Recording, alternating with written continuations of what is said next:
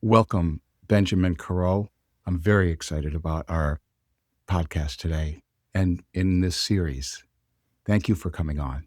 Thank you, Jim. Thank you for having me. It's a pleasure to lend my voice, and I'm really looking forward to what we'll offer to the listeners today.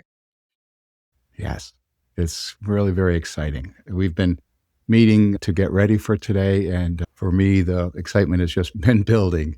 And we have a lot to talk about, so I'll quit jabbering and get down to it. You are the author of a book that is just going to be coming out, and that is Goodbye Fields of Procharovka. Could you say that better for me? Right. The What? title is Goodbye, Fields of Prokhorovka. Okay. And there's a story as to why the name of this place, where neither me or my previous incarnation have ever been. But I will get to why I decided to title my book this way. Okay, we'll get to that later. Yes, and good. We might as well start at the beginning. You are born and raised in France. Absolutely. So I was born in 1991 in Paris, but I grew up in the north of France, actually. So lovely countryside to spend my early years. I want to just ask you have a brother and a sister, and your parents, what occupation were they?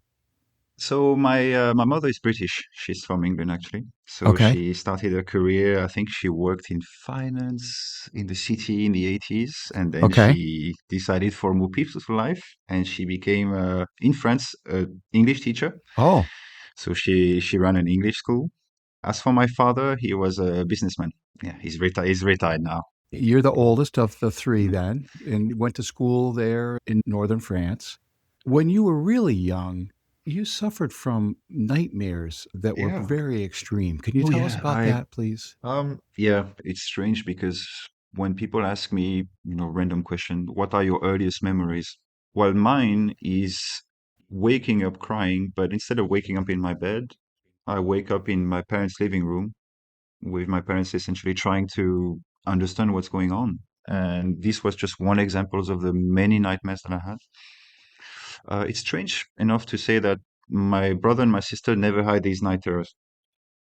However, in my case, it was pretty intense to the point where even recently I was talking to some distant family members, and when I mentioned my story, they didn't react at all, except when I mentioned those nightmares, because they say, "Oh yes, it's true. Like we didn't really know how to handle you when you were young," because it was a strange sense of, I mean, like almost like a trance, because I'm a sleepwalker as well, and I tend to feel like the way it works is the same in the way that I would have those extremely violent nightmares.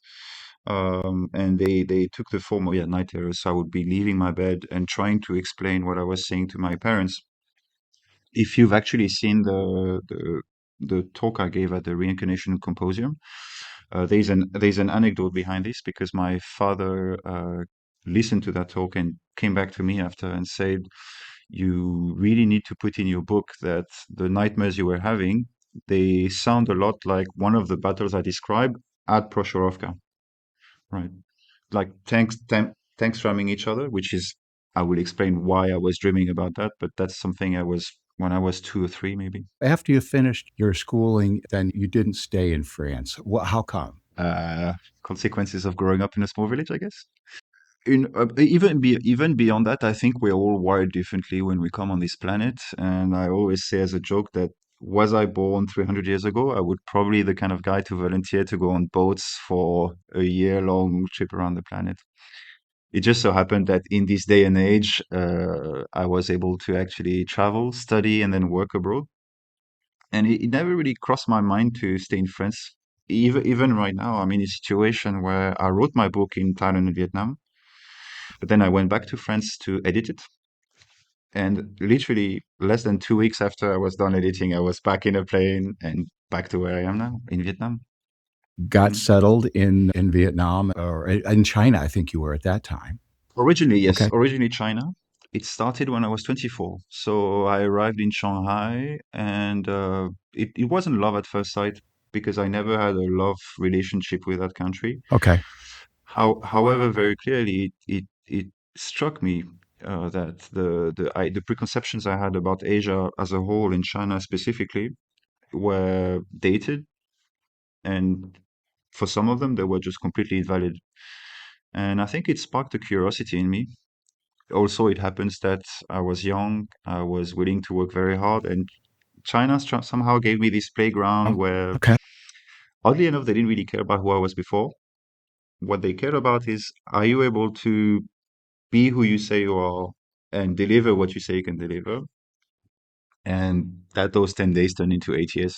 However, one day I was working to work, and I need to give you some context for you to understand exactly how I felt when this experience happened. I had just spent a very rough winter in China.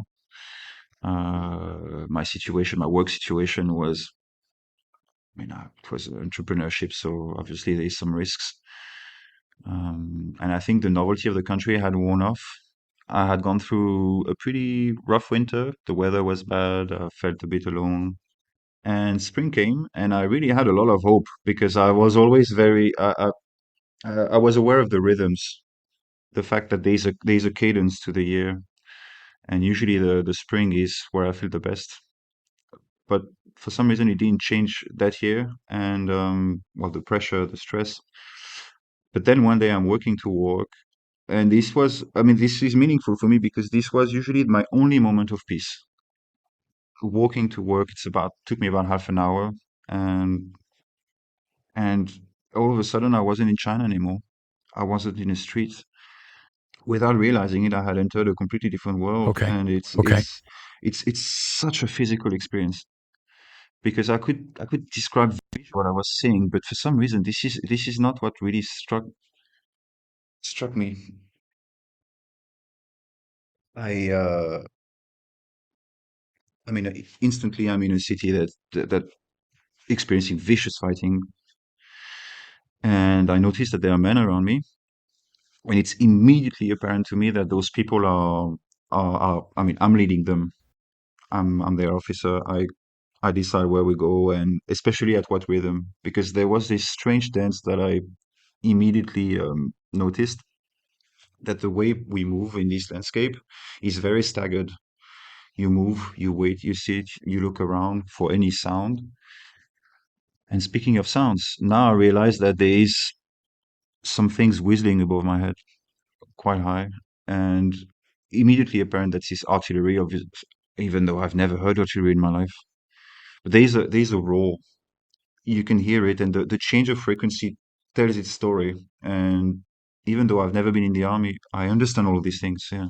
These were artillery rounds that were going over your head. Hearing and digesting Yeah. processing the sounds to know that they weren't of danger to you.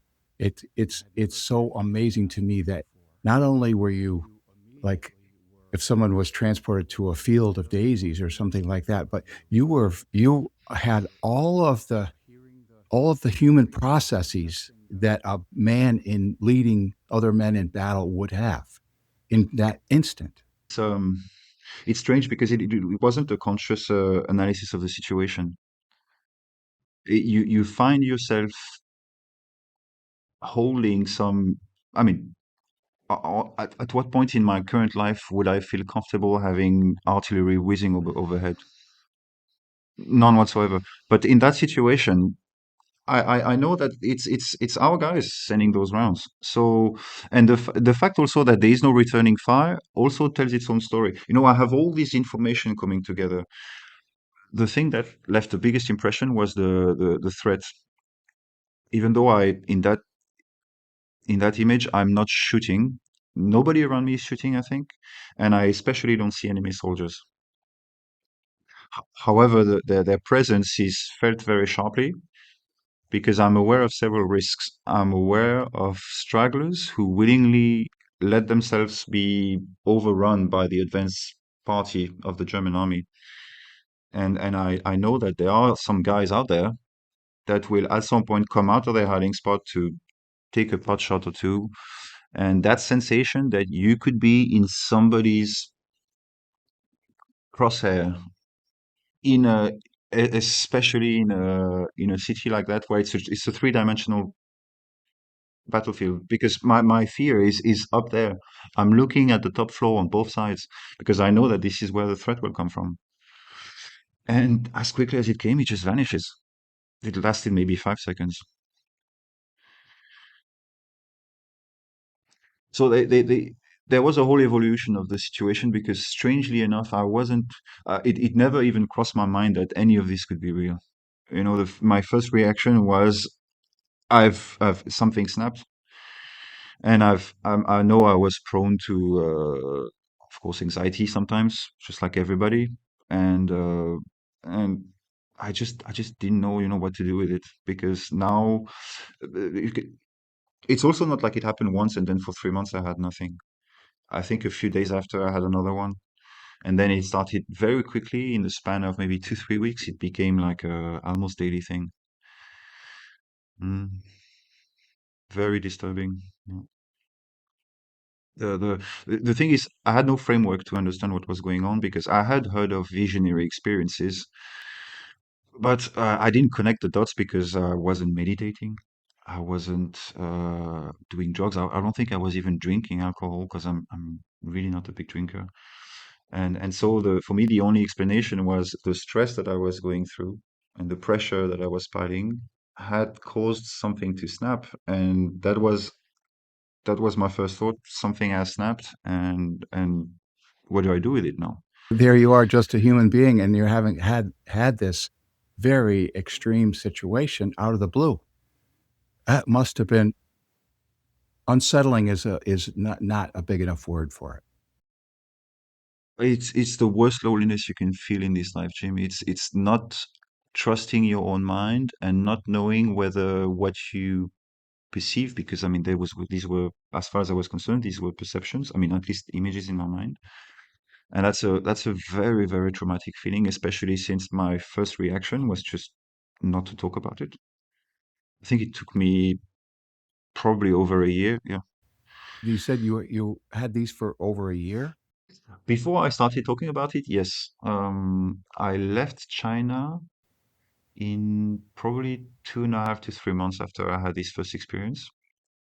And that also was very brutal because it's just like the company that has sent me to China had decided to stop the investment. I think they called me on a Tuesday and said, like, that's it, we're folding. What do you want to do?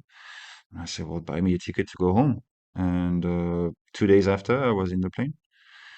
So very quick. Yeah, it's thinking about it. It's a bit silly. I should have taken the time to say goodbye and maybe stop in the middle ground before going back home, but that's not what I did. And then became a different journey because the unintended consequence was that, I mean, I went back to where I grew up. Everything is familiar. The opposite of China, actually. And that didn't have any impact whatsoever on the frequency or the intensity of those flashbacks, as far as I can remember. It just kept happening. Yeah. Oh, oh my goodness! I know that you sought out a very calm type of Yeah. job. Oh yeah. Um, I mean, I have a degree in marketing and I had a lot of experience working abroad, but I ended up becoming a receptionist in a castle. And I absolutely loved it. Beside the fact that I always say now everybody should have at least 6 months in the service industry before being Uh-huh. able to vote and drive a car. But joke aside, that did me a lot of good because I mean, it's kind of job where I had to be extremely well dressed and groomed every day. So that's structure that's very beneficial for me. But yeah, that didn't really help in any way aside from, I mean, providing some base. And about a year after, decided to do something about it. Yeah.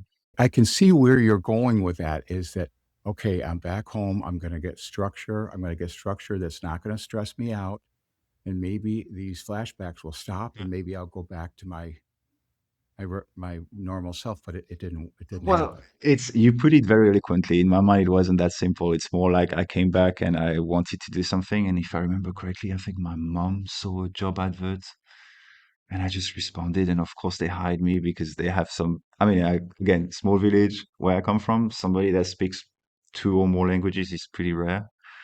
So they just hired me on the spot. And I was like, okay, good. I don't have to worry about that. I can just, yeah, that's right. Good. And but I wasn't thinking so far as to say I need guidance and structure. It was a much more organic process where I think it's I could simplify as to say like my mother saw me come back from China a little bit hurt, and she wanted to help me out, and she helped me find this job. And yeah, that's actually I don't think about this period of my life too much. It's very lonely, very lonely. I was very withdrawn, and lots of questions in my head, of course. Yeah. No, I think at this point in time, you've had so many of these flashbacks that you're starting to look at them and say, you know, I could tell you could tell some things from the flashbacks, like that they were part of World War II or something like that. Yeah. Well, I was apprehending this story very differently for two reasons. Number one, as you said, is the amount of flashbacks I had. After a while, I started to realize that obviously Germany in the Second World War, that was obvious from the uniforms, and also, German soldiers tended to do something with their right arm. It's pretty hard to mistake when they salute each other. Um, So that was surprising because even though I've never been in the army, I have some understanding of what is fiction and what is fantasy. And I think what puzzled me is that it was obvious to me that I was watching the perspective of a staff officer. So somebody who deals with logistics, somebody who deals with organization, somebody who deals with a lot of reporting, a lot of information. Because at this point, I never remembered even firing my weapon ever. It just never happened. So that was one realization, thinking, hey, that's strange. It's always the same thing. And it's never something egregious like, like you're like carrying the flag in the heat of battle, and it's just like brave act after brave act. In reality, what I was saying was just a lot less fancy, A lot of day-to-day grind. a lot more demanding. That's right. Just pressure, pressure, pressure. The weight of command, as I refer to it, because I remember that very quickly.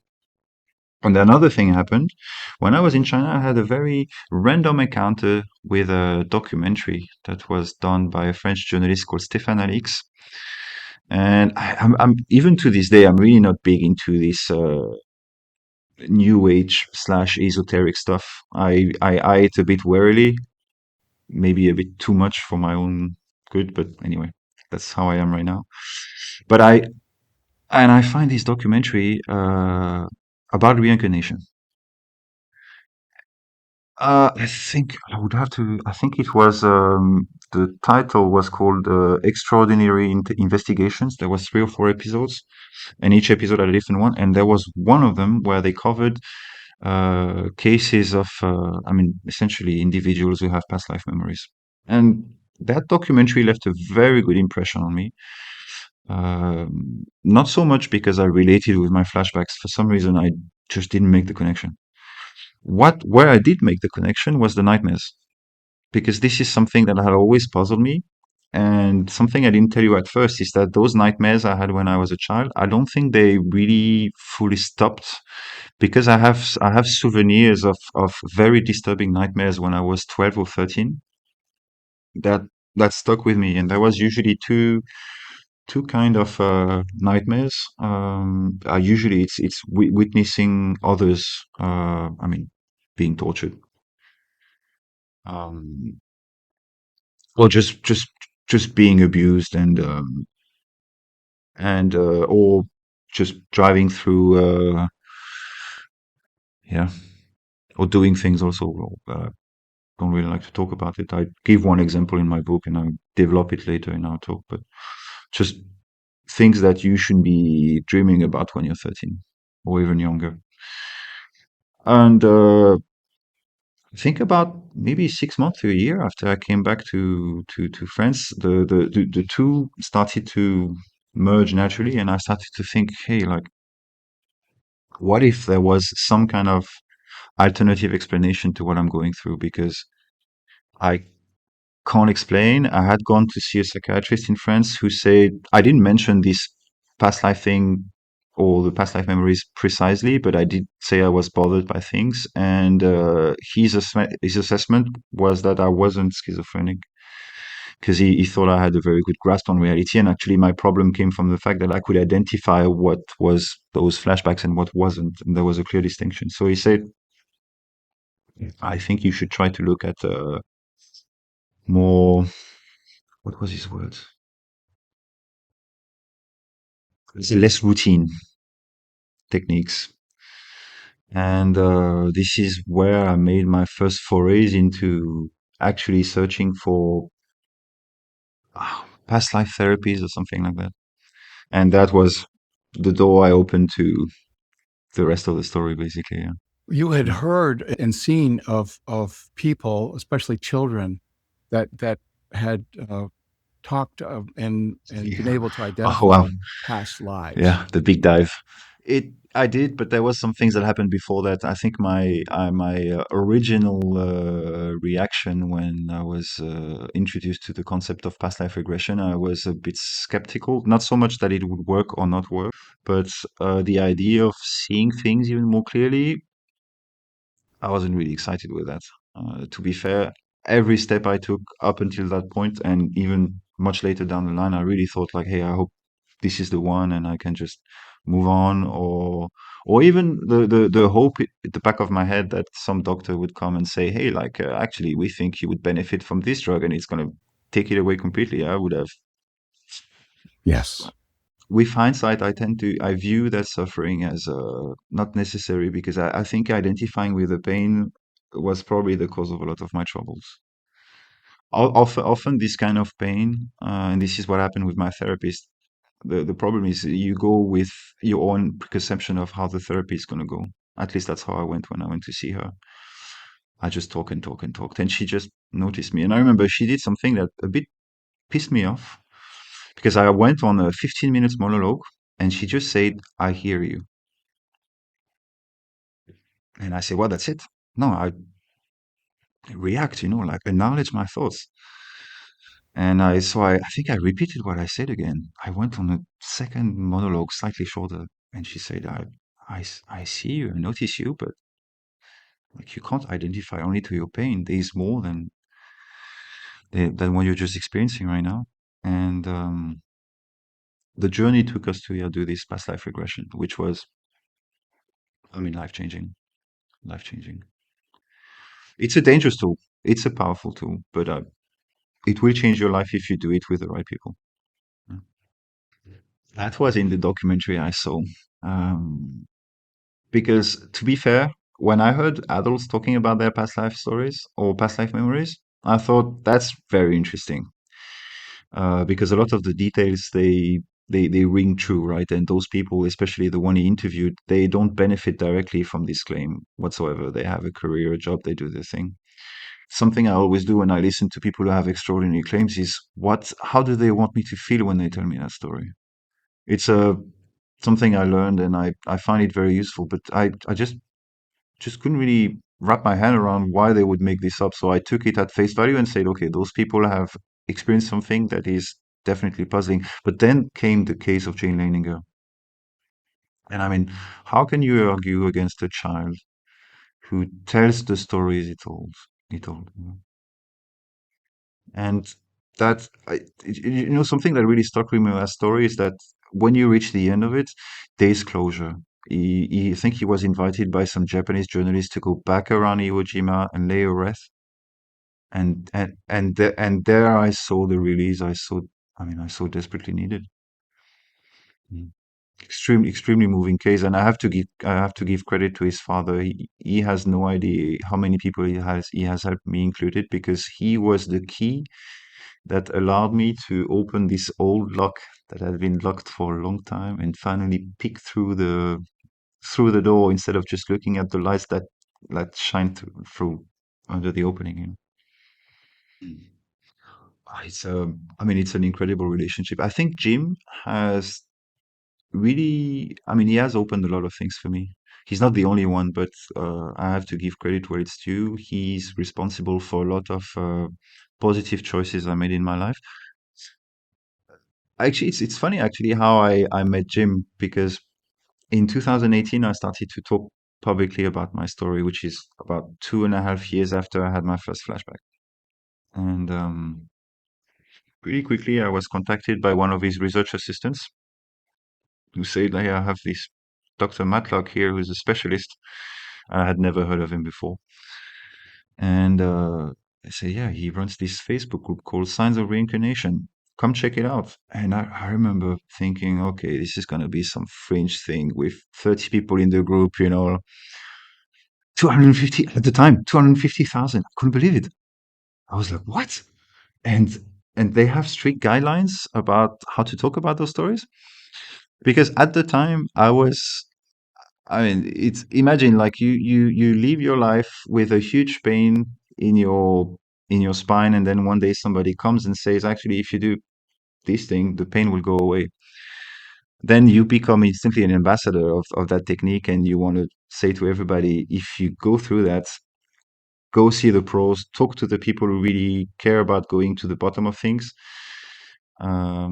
And yeah, that was incredible. I learned a lot from him, although I think he probably still a bit frustrated because I told him early on that I had the goal at some point to write a book about my story. That was in 2018 or 19. And so I refused religiously to read anything about reincarnation so I could one day give my account without having, like those frameworks change too much. So I could use my words. Yeah.